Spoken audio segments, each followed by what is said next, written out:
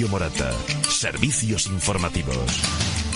Foro Español de Pacientes con el lema Nuestra voz en 2026. El pasado 14 de abril se celebró en Madrid, en CaixaForum, el 10º Encuentro Nacional de Pacientes, en el marco del Mes Europeo de los Derechos de los Pacientes, y el FEP exige en su Congreso Nacional que la Ley de Organizaciones de Pacientes asegure una participación real en las políticas públicas de salud. Nos acompaña Raquel Sánchez, que es vicepresidenta del Foro Español de Pacientes. Buenos días, Raquel, ¿qué tal? Hola, buenos días, Araceli. Encantada de estar aquí con vosotros y con todos los oyentes de Radio Morata. Muchas gracias por compartir con nosotros el contenido de este foro tan interesante. En principio, Raquel, vamos a informar qué es el Foro Español de Pacientes. Perfecto. El foro es la organización de pacientes. Nosotros le llamamos paraguas. Sí. Porque es la... Espera, perdona un poco. Cámbiate un poquito porque se te oye, se te va la cobertura. A ver. ¿Ahora, Raquel? ¿Me oyes? Sí, a ver, ahora. Sí, dinos. Perfecto. Ahora, el Foro Español de Pacientes es una organización de pacientes que llamamos paraguas porque recoge a todo tipo de organizaciones de todo tamaño, ámbito territorial, tipo de enfermedad, etcétera, que fue creada hace ya más de 20 años, en 2004, por el doctor Albert Llobel, y en el que tratamos de cada día con nuestro trabajo dar la voz de los ciudadanos en todos los aspectos en materia de salud, interlocutando con las administraciones públicas, ayudándolos a gestionar sus problemas, a empoderarse y sobre todo a defender y a representar sus derechos e intereses más básicos. Y este encuentro que se produjo el 14 de abril es muy interesante. Yo no he podido asistir en esta ocasión, pero está dirigido por Andoni Lorenzo. He asistido a varios encuentros en calidad de prensa, claro, siempre representando a Radio Morata. Y en esta edición, como digo, no ha sido posible asistir. Pero de verdad que os agradezco que nos expliques esta nota de prensa que me ayudará también un poco a preparar esta entrevista que estamos realizando ya. Porque, ¿con qué objetivo esta jornada? ¿Quiénes va dirigido?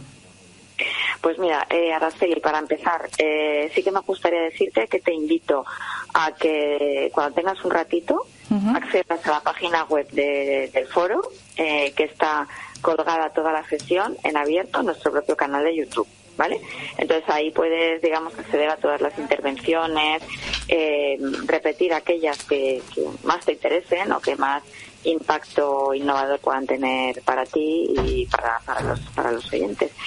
En este sentido, decirte que efectivamente es el 10º encuentro ya es nuestra 10ª edición, en paralelo también al 10º aniversario de nuestro presidente como presidente de la organización. Acaba de ser revalidado con la Junta, está al frente de la Junta Directiva, y tenemos por delante un mandato que la verdad es que nos empezamos con gran ilusión porque son enormes los retos, sobre todo legislativos, que tenemos por delante.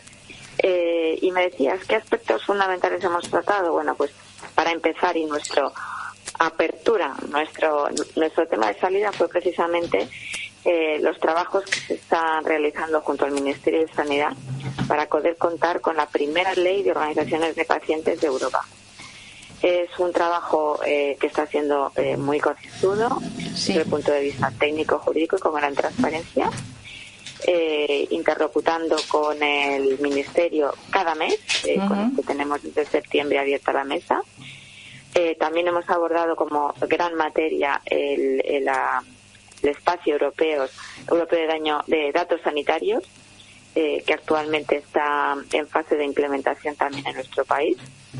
Tuvimos la suerte de contar en la primera mesa con el secretario de Estado de Sanidad y en esta segunda mesa con el secretario general de Salud Digital y Información del Ministerio, igualmente, que nos hizo sobre todo hincapié en la necesidad de contar con la voz de los pacientes para trasladarles nuestras inquietudes en cuanto al tratamiento de sus datos personales. Tenemos en cuenta que su objetivo es consolidar el lema de que los datos salvan vidas y sobre todo de reforzar el uso primario de datos es decir, el uso de la historia clínica digital e interoperable, y que sea el propio paciente el que determine quién puede acceder y cuándo a esa historia clínica. Tuvimos también la suerte de contar con el director general de cartera de Común de Servicios y Farmacia del Ministerio, que junto con un representante de la Agencia Española del Medicamento nos presentaron el nuevo procedimiento de evaluación de tecnología sanitaria en el que el paciente va a tener una voz crucial.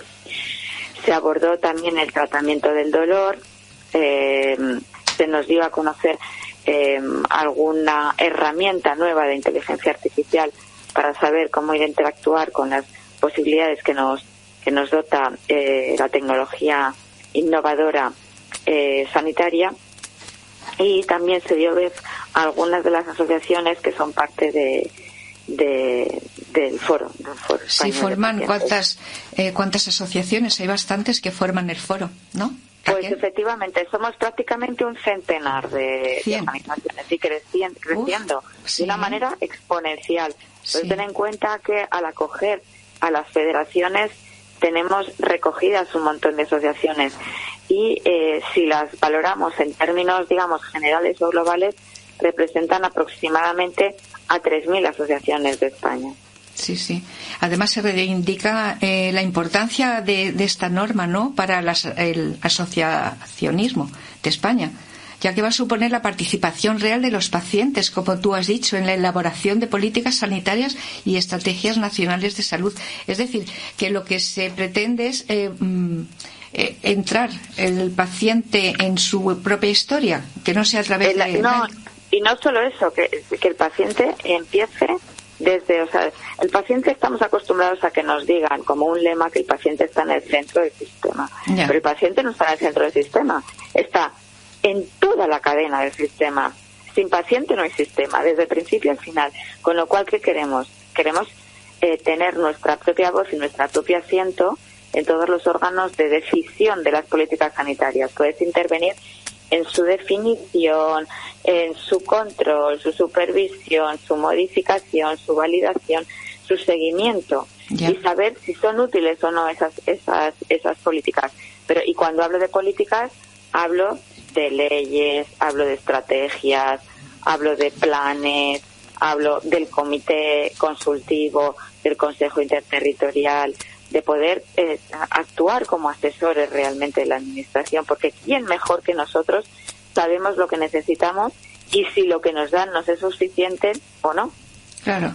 ¿Y cómo lo ves? ¿Lo ves cercano que se pueda conseguir? A ver, tenemos un momento complicado, como ya sabes, en la escena política. Eso es lo que nos preocupa. Estamos trabajando muy bien, eso es verdad, de una manera muy dialogante, muy constante, como te decía. Nos estamos reuniendo todos los meses con el Ministerio de Sanidad. Entonces, en este momento, en la fase en la que estamos, es que el Consejo de Ministros, después de haber recibido todas las alegaciones de los ciudadanos a ese anteproyecto que se dio a conocer mediante un procedimiento de un periodo, de información y audiencia pública, parece ser que recibieron casi un centenar de alegaciones. Están en este momento estudiando esas alegaciones, valorando aquellas que se pueden incorporar al texto legal. Lo aprobará el Consejo de Ministros tras pasar todos los informes que requieren el proceso legislativo, le hace el Ministerio de Hacienda, el Ministerio de Economía, el Ministerio de Administraciones Públicas, etcétera, etcétera, para, una vez aprobado por el Consejo de Ministros, entrar en el canal parlamentario. Y ahí sería donde la tramitación sería más importante y habría de ser lo más urgente posible, porque teniendo en cuenta que las cámaras se tienen que disolver con ocasión de la celebración de elecciones, podemos quedarnos ahí en un impasse que nos preocupa muchísimo. Ya, sí, porque bueno, hay que recalcar que el Foro Español de Pacientes es una oportunidad para reforzar la voz de quienes conviven con la enfermedad en un momento clave que es para el futuro del Sistema Nacional de Salud, y seguir avanzando además hacia un modelo más humano. ¿No es así? Efectivamente, un modelo más humano, más personalizado, más realista, más efectivo, más sostenible, más universal, más equitativo y sobre todo de más calidad. Claro. ¿Y esta es la ley, es la nueva ley de Europa? No. Esta es la primera ley que habría en Europa. La primera, es decir, otra. Que pioneros, ¿no? Es decir, que sería la primera. Pioneros. Ya, vale. Pues efectivamente. A ver, hay otros países, como por ejemplo el Reino Unido, en el que se ha dado como un hecho consumado, o sea, como de facto, aunque no hay un texto legal que lo respalde, en el que el equivalente al foro, que es una organización que se llama National Voices y que representa a 200 organizaciones de pacientes, se la reconoce en todos los órganos de interlocución con la administración. Okay. Es un poco el modelo que nosotros queremos que se recoja, pero con un impacto legal, con una seguridad jurídica. Uh-huh. Muy bien, pues Raquel, si alguna persona quiere, algún ciudadano quisiera estar, en el foro, formar parte del Foro Español de Pacientes, ¿cómo podría hacerlo? Pues desde luego nosotros estamos abiertos, como te decía, a todo tipo de asociaciones.